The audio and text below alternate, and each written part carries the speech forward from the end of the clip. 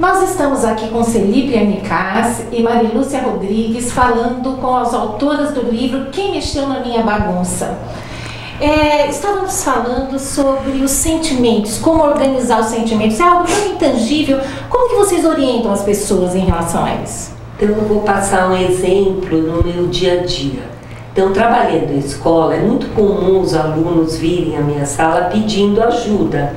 Então, pode ser, por exemplo, uma discussão de um aluno, um menino com outro menino, que acabou pegando um brinquedo dele e ele, no impulso, empurrou o colega. Então, eles acabam vindo à minha sala procurando uma orientação.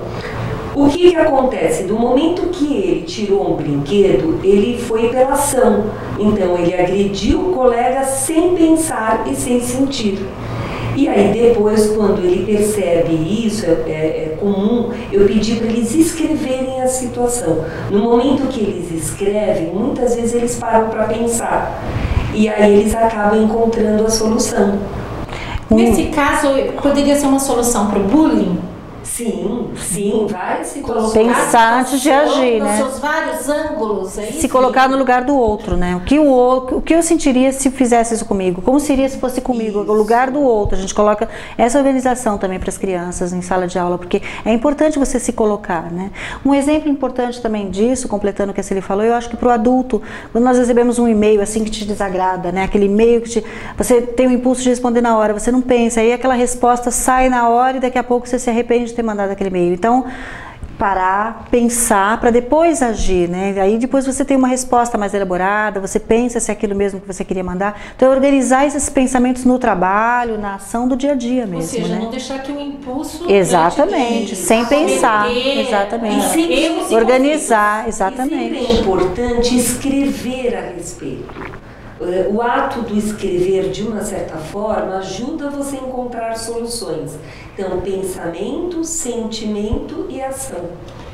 É como se você pegasse o pensamento, que é algo intangível, e transformasse ele em realidade. Isso, exatamente. E aí você consegue visualizar melhor aquela situação. Isso. E sempre colocar a situação também. A situação, o sentimento, o pensamento, o sentimento e a ação. Mas esse escrever é só descrever ou exige alguma coisa a mais? Ele pode escrever a respeito. Qual é a situação?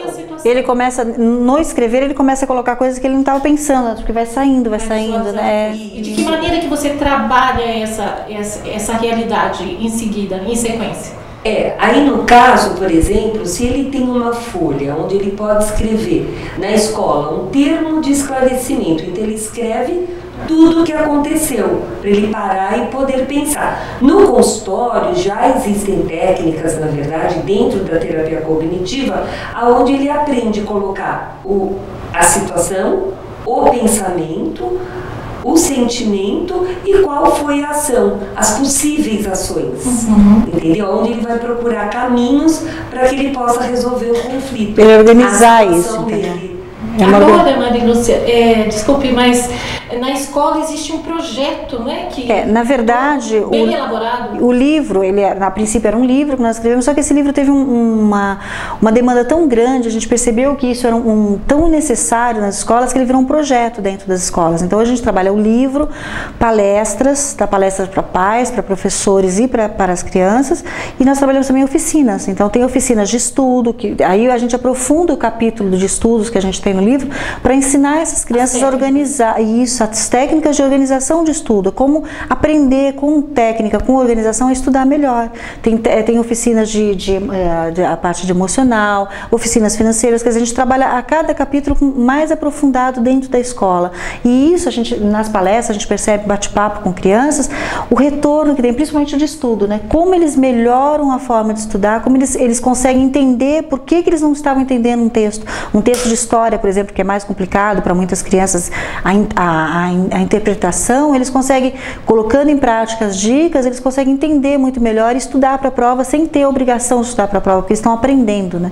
É uma consequência, a prova vai ter uma melhor nota, quer dizer, então a gente percebe isso no dia a dia da sala de aula mesmo, né? Sim.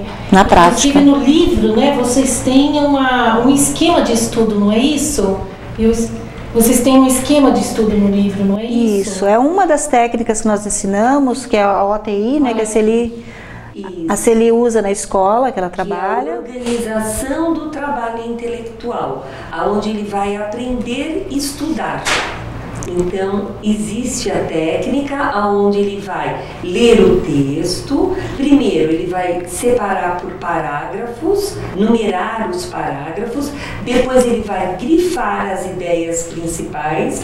E, a partir dessas ideias, ele vai fazer uma síntese do conteúdo que está sendo abordado.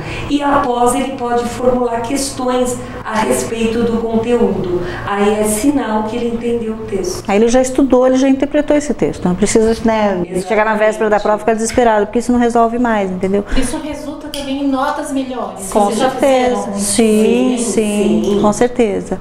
As escolas têm mapeado isso pra gente, mostrado isso pra gente, que as crianças estão usando o método, estão melhorando bem as notas também, o desempenho, né? É bem funcional mesmo.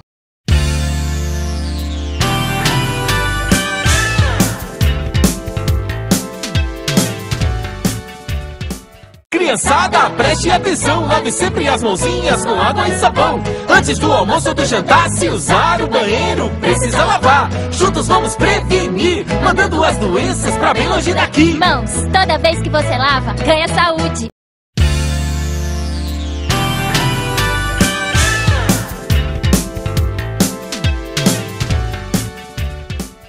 Celi, sobre a alimentação, como que vocês abordam esse assunto? Os pais têm grande dificuldade, né, com chocolate, todas essas atrações que as crianças buscam na hora do lanche. É um tema muito importante, porque a alimentação hoje realmente faz parte da vida de todos nós.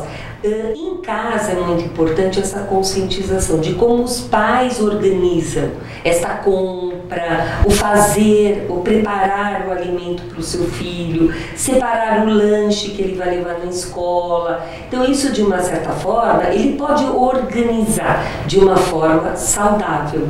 E a escola também pode contribuir com isso na cantina da escola. Por que não promover lanches saudáveis, a venda de frutas, lanches, pães integrais, que hoje é muito comum, não é? As crianças e os adolescentes pedirem muito.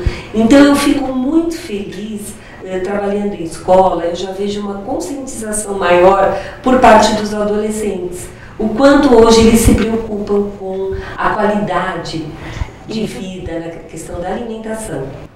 Vamos para um breve intervalo, em seguida vamos falar de dinheiro. Como organizar o nosso dinheiro?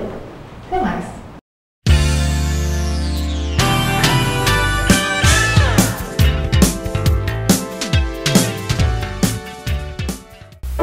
Dos livros da escola temos que cuidar. Encape, proteja, não deixe rasgar. O livro que usamos outros poderão usar. Dos livros da escola temos que cuidar. Não rabisque, não molhe, que ele vai durar. Os livros que usamos outros poderão usar. Ensine seu filho a cuidar do material escolar. Assim outras crianças também poderão estudar. Ministério da Educação. Brasil, um país de todos.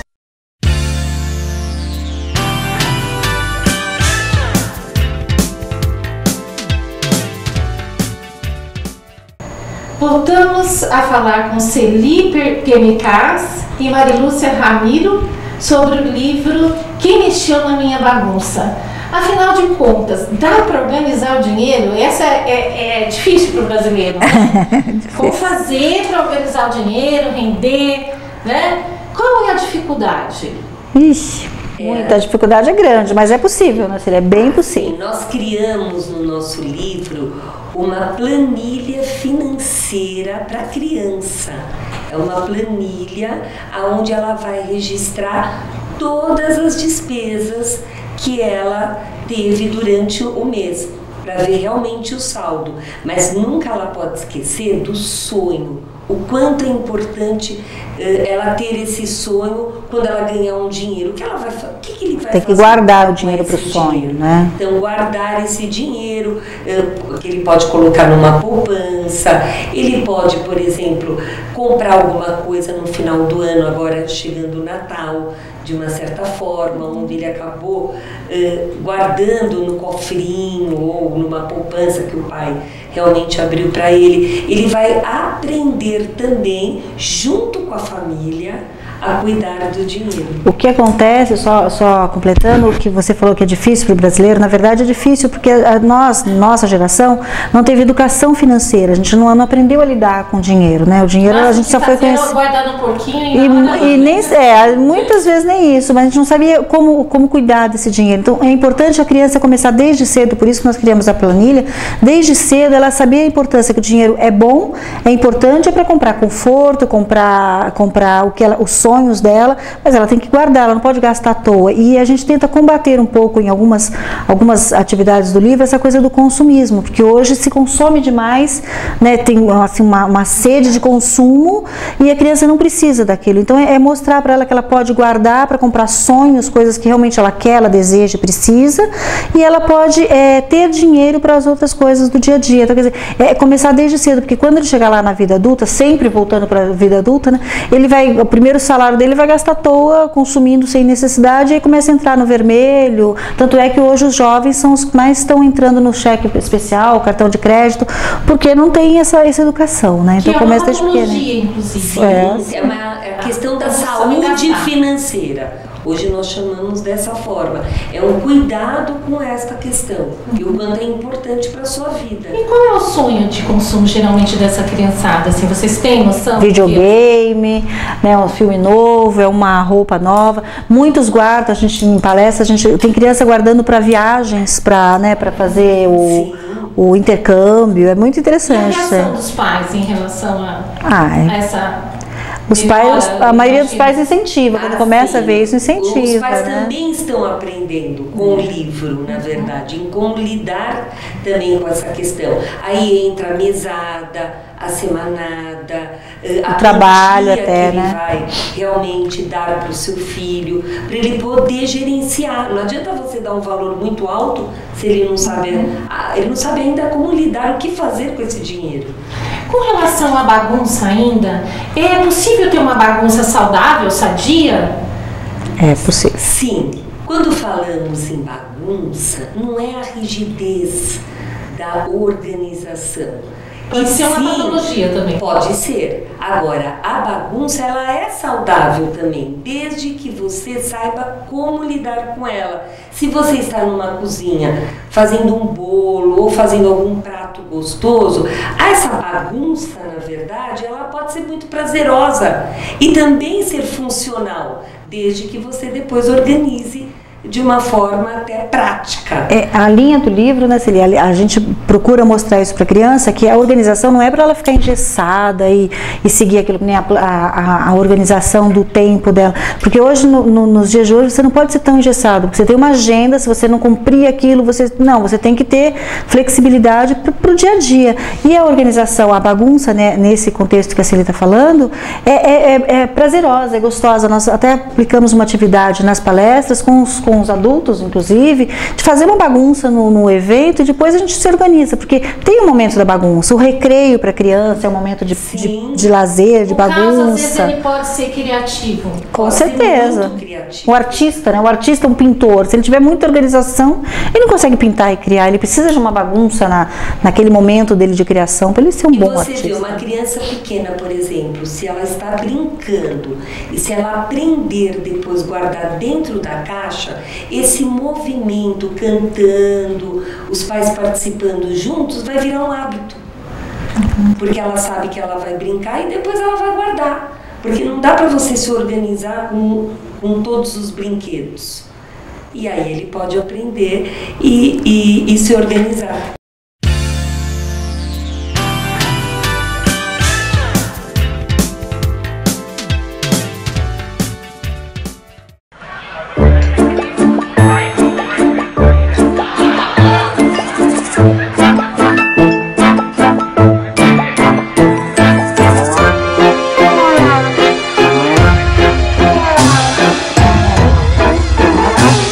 Não se engane, tem coisas que seu filho não está preparado para ver.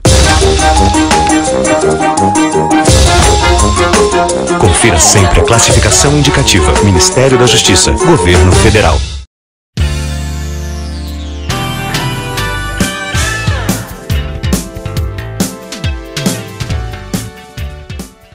começo da nossa conversa, as duas disseram que a parte da organização dos armários era um grande problema, e de fato é.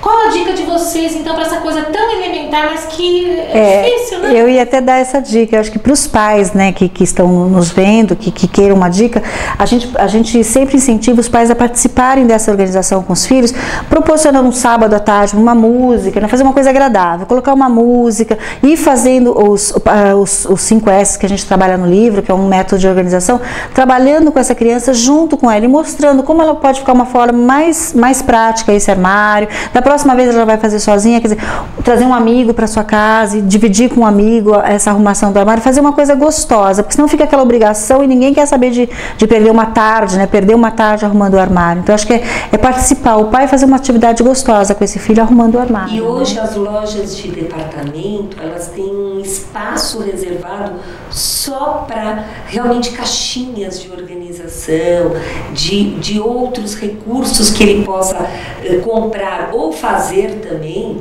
Tem os criativos, né? Os mais criativos gostam de criar mesmo. Com materiais que ele possa fazer, com caixas, em latinhas, e ele pode organizar isso dentro de casa, junto com os pais.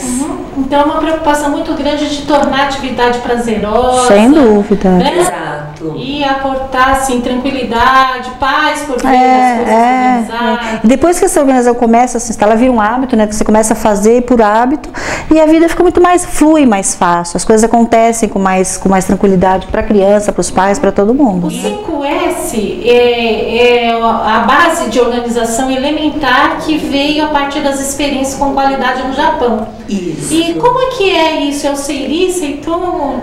E de que forma que vocês aplicam esse 5S? E ela pode ser para organizar um armário, para organizar uma mochila, para organizar o que, afinal de contas? Então, são passos que a criança vai aprendendo a lidar. Então, nós chamamos os 5 sensos, que é o senso de utilização, aonde ele, vou dar um exemplo, por exemplo, ele está arrumando o armário, ele só vai deixar no armário o que é útil, o que ele não vai usar, ele vai tirar. Então é uma forma dele preservar numa mesa de estudo os materiais que na mochila, ele vai usar na mochila, na bolsa, aonde for. Esse é o primeiro senso. O senso de ordenação, aonde ele vai ter uma ordem. Se ele vai arrumar a mochila, então ele vai colocar primeiro o estojo, depois o dicionário, que é menorzinho, depois a apostila, tudo numa sequência. Quando ele for tirar, é muito fácil. Ele sabe onde está, né? Exato. A roupa no armário, organizada, né, por ordem. E de que forma vocês reportam isso para o lado profissional? Porque vocês também já estão percebendo essa necessidade dentro das empresas e orientando nesse sentido. Qual é o trabalho que é feito? Então, em breve nós estaremos lançando o nosso segundo livro, que é voltado à questão da organização na vida profissional. Muito bem. Então nós estamos aqui encerrando, agradecendo que pena. a presença de vocês. Uma pena, realmente, foi uma entrevista maravilhosa. Muito bom. Mas vocês voltam outras vezes. Com certeza. Voltamos sim. Tem muita coisa para falar. Muita coisa. Parabéns. Obrigada. Sucesso. Aqui está sucesso para você também. Obrigada. Quem mexeu na minha bagunça? Ok? Obrigada, Ana. Obrigada.